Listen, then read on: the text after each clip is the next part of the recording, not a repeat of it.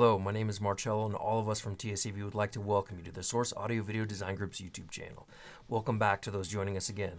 Today, we will look at the brand new Audeze MM500 open-back headphones. This video will discuss some design features, build quality, and some of my initial sound impressions. My more in-depth sound impressions will be reserved for another video in this series when we compare them to another set of open-back headphones around the same price point used in the mixing and music production industry. The MM500 headphones were conceived and refined with a collaboration of world-renowned 11-time Grammy winner Manny Marroquin. Most mixing engineers often produce albums with studio monitors. However, many music producers spend lots of time on the road with their laptops and can and need to work on the go. However, bringing a set of studio monitors isn't always convenient or possible in every situation. Having a set of reference headphones to mix with is becoming more critical for most music producers and mixing engineers. In addition, when collaborating with music artists and other mixers on different songs, everyone on the team can have the same set of reference headphones, mixing consoles, headphone amplifiers, and digital to analog converters for all to be on the same page, achieving the desired results everyone is looking for audibly. Add the fact that more and more music listeners are consuming music on headphones than at any time in history, and you have a definite need for quality headphones built and designed for mixing purposes. Previously, the Audeze LCD-X was the go-to for many creators in this space. However, the MM500 boasts a lighter weight design, new technology, and legendary insight from one of the most successful music producers in the audio game. So let's go over a few of the tech specs of the MM500. The MM500 uses a Fluxar magnet array with Audeze's Phaser phase management system.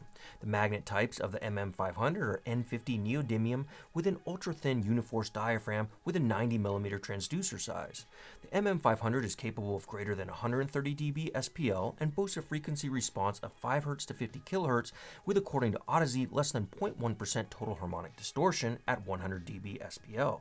The MM500 has a sensitivity of 100 dB per 1 milliwatt and has an 18 ohm impedance. I still recommend a portable headphone amplifier for optimal sound quality even if they can be driven with less. Audeze recommends a minimum greater than 100 milliwatts, but urges users to provide 250 milliwatts or more for better results. The weight of the MM500 is around 495 grams, making them still much lighter in weight than the Audeze headphones of old. Included with the MM500, you receive Audeze's standard black aluminum travel case, single-ended braided cable, certificate of authenticity, and warranty cards. From a looks and feel perspective, I am impressed with the overall build quality of the headphones.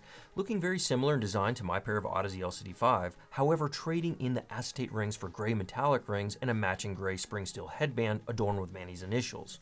I am a fan of the color scheme of the headphones, with the black and gray giving them a more low-key aesthetic than the LCD5 that will fit well with most people's color palette.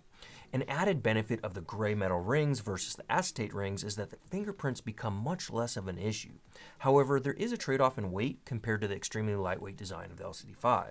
The pads of the MM500 are bigger and plusher than the LCD5 pads. However, there is still a decent amount of clamp force on the demo unit Audeze sent me to review. Overall, I find the MM500 to be pretty comfortable with a reasonable weight, soft ear pads, and a clamping force that is manageable out of the box and will likely get a bit better over time and with continued use and bend of the metal headband. My initial sound impressions of the MM500 are very favorable, in which I utilize my Core TT2 and Hugo 2 as headphone amps and DACs, my Audio Research i50 integrated amplifier fed by my TT2 as the DAC, along with my Core Annie fed by my Hugo 2 as a DAC. I also listened with a couple of other tube amps no longer in production, the Amps & Sound Pendant and the OG i5 Pro iCan, to get a feel for their sound signature with tubes. So let me give you some thoughts about the sound signature of the MM500 across a few tracks. First up, I listened to mixing engineer and music producer Bob Moses' Seen It Comin' off the Silence in Between album. From the very opening of the song, Tom Howie's vocals are center stage and well separated from the rest of the production on the track. When the beat drops in, the punch is decent, standing apart from the rest of the mix and giving me a good deal of separation from the bass line, vocals, and keys on the track. The bass line sounds tight, not overdone, with enough energy and weight that is appropriate for this track. Around 133, the bass levels up, and the drivers sound like they have complete control. The presentation on this song from the MM500 is very good on what could sound overly bassy on some headphones with a heavier bass signature, taking from the vocals and synths. However, the MM500 sounds balanced across the track. Next up, I listened to A Tribe Called Quest, Can I Kick It? The vocals are again displayed center stage and intimate, with the vinyl scratching sounding intimate in each headphone. The drums are well separated and have a healthy pop. The guitar timbre sounds good, and I can hear the strings vibration as they play over the song. Again, overall, the signature sounds balanced on this track, with the drums and cymbals having good energy throughout the mix without sounding overdone. Next, I listened to All Along the Watchtower, composed by Bob Dylan and arranged by Jimi Hendrix. The drums sound a little less tight on the opening of this track than I'm used to hearing, however they still have a good pop and thud, and the cymbals have great splash when struck. Jimmy's vocals sound excellent, with the electric guitar having a good bite without sounding harsh. The soundstage sounds extremely well separated from Jimmy's vocals, and his guitar is easily discernible from the guitar strings played by Dave Mason on the track. The drums played by Mitch Mitchell and the percussion instruments played by Brian Jones are exceptionally well separated on the soundstage and image magnificently. Overall, the soundstage doesn't sound huge, but well separated, well defined, with excellent layering and accuracy at this price. The dynamics are a bit softer, with not as much punch as I prefer for this track, but overall an impressive display of this legendary song from the MM500. Next, I listened to Dire Straits' Money for Nothing. Again, the imaging and separation are fantastic, and everything just sounds right when the guitar comes in. The drums have excellent timbre and weight behind them as well. Again, the dynamics are not as punchy as I have heard from other headphones around this price on this track. However, the vocals, guitar strings, and imaging sound excellent. I'm not hearing too much upper mid-range energy, which is great, allowing me to enjoy the mids of the MM500, and the treble never comes across bright on my home audio rigs. Listening next to Supertramp, the Logical Song, and the vocals seem to float in the air on the song, placed center stage above my head with ample energy and definition, but not sounding too forward for most of the track. The woodwind's timbre sounds excellent, along with the guitars and keys.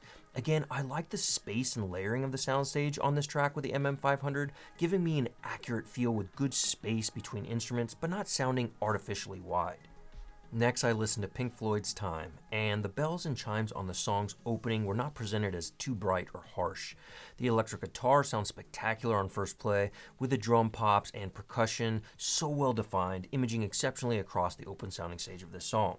The vocals of David Gilmour and Richard Wright sound accurate and impressive, never coming across as too forward or brash, with their position a little further away on the soundstage from my perceived listening position.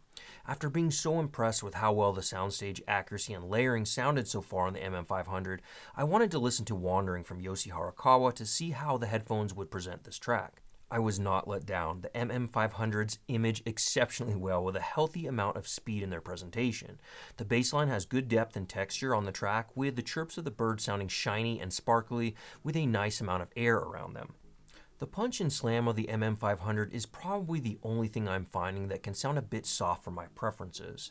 On first listen, I was impressed with their sound signature at this price point. Balanced and accurate are some words that come to mind describing the sound signature of the MM500 across the music I've listened to so far with my audio rigs in-house. Comparing them to other headphones for the next video in this series will be interesting to go deeper with my sound impressions. I will also be editing this video's audio and the next video in this series with the MM500, giving me a bit more context into how they perform in an audio production capacity.